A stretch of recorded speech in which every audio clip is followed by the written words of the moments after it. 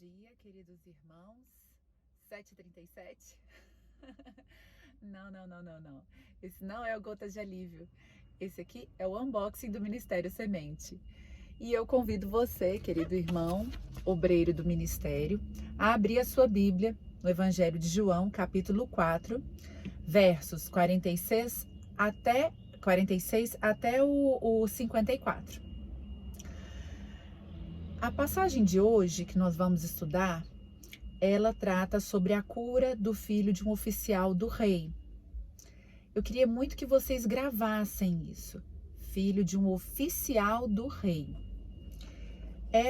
Esse título ele está na versão Almeida. Em outras versões, como na NVT, a nova versão transformadora, ele traz outro título. Jesus cura o filho de um oficial, certo? Já na nova tradução da linguagem de hoje, nós temos Jesus cura o filho de um funcionário público. Eu achei importante nós falarmos sobre isso, porque muitas das vezes o professor às vezes não tem tempo hábil ou às vezes se atina para a ideia de comparar uma versão com a outra. E muitas das vezes um pequeno detalhe nessa tradução, ela faz muita importância na interpretação e do contexto em que se passa a história, tá?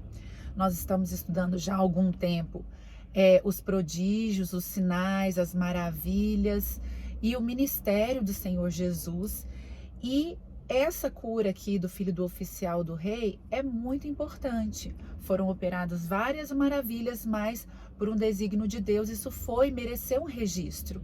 E foi registrado no Evangelho de João, capítulo 4. Vejam, vamos ler aqui juntos. Dirigiu-se de novo a Caná da Galileia. Eu vou lendo e esmiuçando com os irmãos, e os irmãos vão tomando nota, porque isso vai ser importante na hora de vocês elaborarem a metodologia e verem os detalhes que vão ser importantes para transmitir aos alunos, ou filhos, caso quem esteja assistindo aqui seja um pai. Dirigiu-se de novo a Caná da Galileia, onde da água fizera vinho, versículo 46. Então nós temos o local em que se passa a história, Caná da Galileia. Dirigiu-se de novo, ou seja, Jesus já havia estado em Caná da Galileia e agora ele estava retornando. O próprio verso já traz que anteriormente Jesus operou o seu primeiro sinal, o seu primeiro milagre, ou seja, de onde da água fizera vinho. Lembra da transformação da água em vinho no casamento? Pois é, nós vamos falar sobre isso mais para frente. Ora, havia um oficial do rei, cujo filho estava doente em Cafarnaum. Então, o oficial foi até Jesus, e ele era um oficial do rei Herodes Antipas, o tetrarca da Galileia, que é um governador, que é governador da quarta parte daquela província. Então era um homem importantíssimo, de livre acesso ao rei.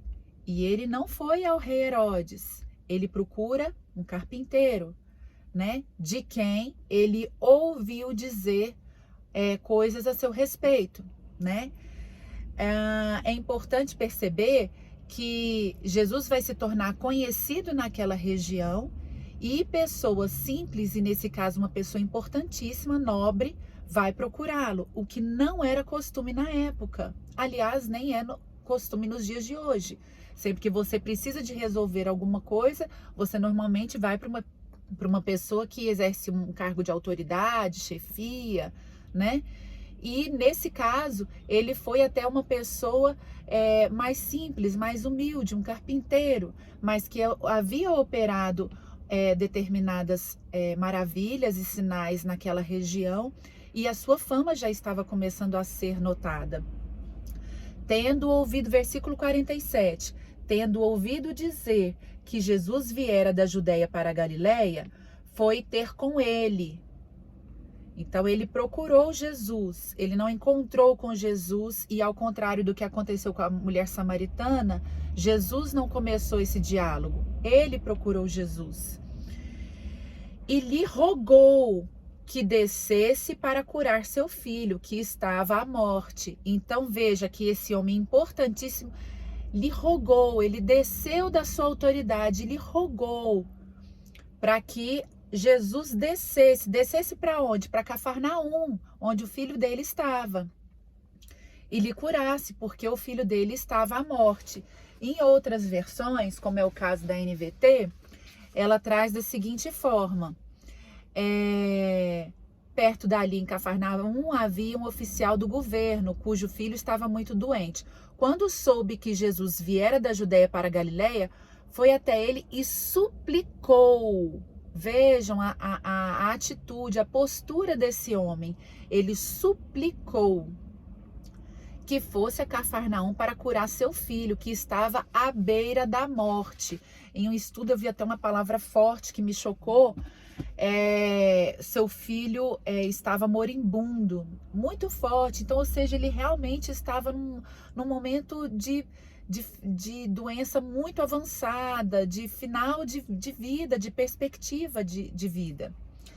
Vamos continuar aqui, verso 48. Então Jesus lhe disse: se, porventura, não virdes sinais e prodígios, de modo nenhum crereis. Isso mostra muito o que Jesus estava revelando a respeito da fé daquele homem e de quem aquele homem era. Rogou-lhe o oficial. Então, novamente, o oficial roga, suplica a Jesus: Senhor, desce antes que o meu filho morra. E aqui nós temos um ponto a ser destacado. Muitos dos sinais, maravilhas e milagres de Jesus, eles foram feitos com Jesus tocando na pessoa, dizendo a pessoa, tomando a pessoa pela mão, estando no mesmo recinto daquela pessoa que iria receber o milagre. Neste caso, o homem achava que Jesus precisava de estar fisicamente presente para curar o filho, por isso ele insistia, rogando, suplicando: vamos comigo até Cafarnaum. Ele não entendia e não conhecia, ele não sabia quem estava na frente dele. Se ele compreendesse verdadeiramente quem era Jesus, ele já tinha pedido: roga que o meu filho será curado, determina que meu filho será curado. Mas ele ainda não havia entendido completamente quem era Jesus.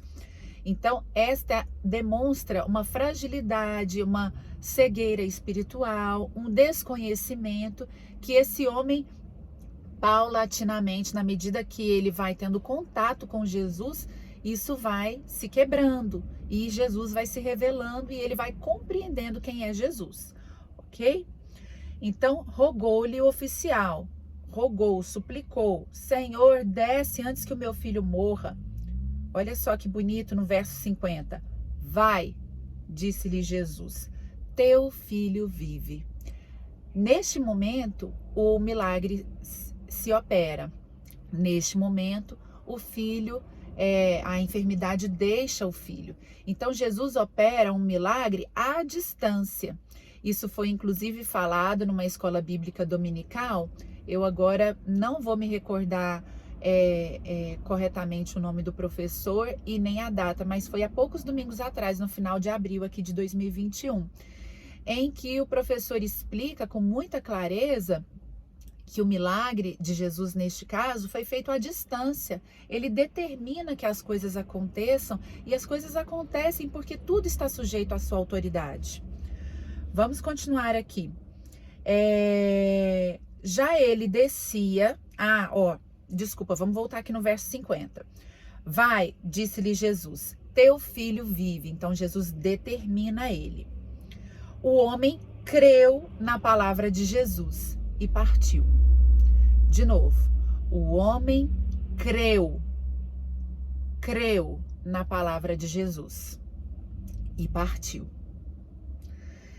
Esse homem que ainda conhecia tão pouco de Jesus, ele creu na palavra de Jesus, na palavra que Jesus havia acabado de dizer. Vai, disse-lhe Jesus, teu filho vive. O homem creu na palavra de Jesus e partiu. Já ele descia quando seus servos lhe vieram ao encontro, anunciando-lhe que o seu filho vivia. Então, ele não precisou nem de esperar chegar em Cafarnaum, nem de esperar chegar em casa e ver o seu filho, né? Imediatamente, quando ele já estava, já ele descia, quando os seus servos lhe vieram ao encontro, anunciando: olha que maravilha, o seu filho vive. Então indagou deles a que horas o seu filho se sentira melhor. Informaram: ontem, à hora 7ª, a febre o deixou. Então é importante esse registro, porque o pai não estava presente, ao contrário de outros pais e outros milagres em que viram Jesus no exato momento em que ele realizou a maravilha. Neste caso, o pai apenas creu, ele não estava presente quando isso tudo aconteceu. E informaram: ontem, às 7ª hora, a febre o deixou. Com isto, reconheceu o pai ser aquela precisamente a hora em que Jesus lhe dissera: teu filho vive.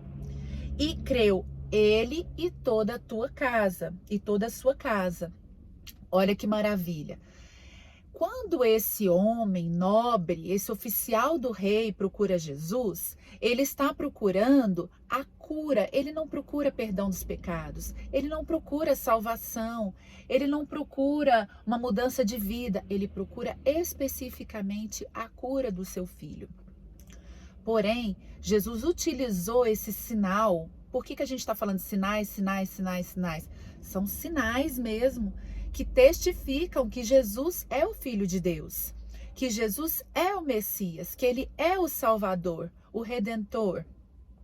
Pois bem, neste primeiro momento, quando o oficial procura o rei, o Rei dos Reis, procura Jesus Cristo, lá no verso 47, de ter ouvido dizer, de um terceiro falar, ele não tinha noção do que iria de fato acontecer.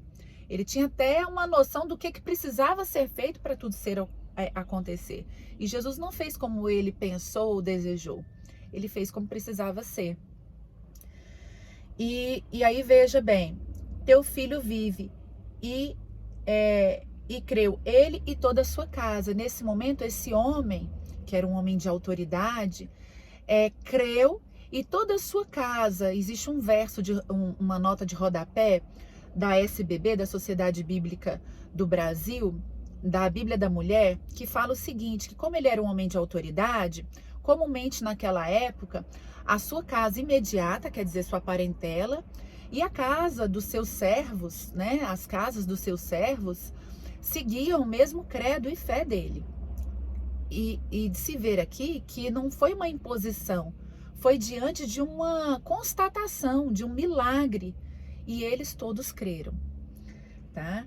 Teu filho vive. Foi este o segundo sinal, que como eu disse aqui, nós estamos falando de sinais que mostram quem Jesus é, o seu caráter, o seu poder, a sua posição enquanto filho de Deus. Depois de vir da Judéia para a Galileia. Então, Jesus estava num trânsito de um local para o outro, chegou em Caná da Galileia, e eu gosto muito de falar desse local, porque neste mesmo local, em Caná da Galileia, foram realizados vários outros sinais e milagres. Eu vou utilizar aqui as minhas anotações, olha só. Foi feito a cura do criado do centurião, a cura do paralítico, a cura de 2 cegos, a cura do homem com a mão ressequida, a cura de um endemoniado, porque ele foi liberto e curado também, reestabelecido nas suas faculdades mentais, físicas, a cura do filho de um oficial, a cura da sogra de Pedro, a transformação da água em vinho, que foi o primeiro sinal, e também da moeda no ventre do peixe, lembram? Pois é, tudo isso aqui, eu anotei aqui nos estudos, foram registrados na Galileia. Então, uma região que realmente viu muito a respeito de Jesus. E, inclusive, a receptividade de Jesus nesse momento aqui, entre o povo da Galileia, foi uma receptividade de festa, porque eles estavam ainda comentando o que Jesus havia feito naquele casamento, tá? Só mais uma observação, lembrando que no casamento era um momento festivo, um momento de alegria, apesar de ter faltado vinho, isso podia trazer uma série de receios com relação à tradição judaica, né? Mas nesse momento aqui, a pessoa que procura Jesus está num momento de profunda angústia, profunda ansiedade, tristeza, porque o filho dele estava profundamente doente, à beira da morte, tá? Outra coisa que é importante a gente passar para os nossos alunos são os personagens. Quem são os personagens, então? Vamos lembrar? Jesus, certo? O pai ansioso, né? Mas um nobre, um oficial do rei que procura Jesus, não sabendo ainda que na verdade ele estava diante de toda a autoridade, de todo o poder, mas achando que ele estava procurando uma pessoa que operava milagres e maravilhas, certo?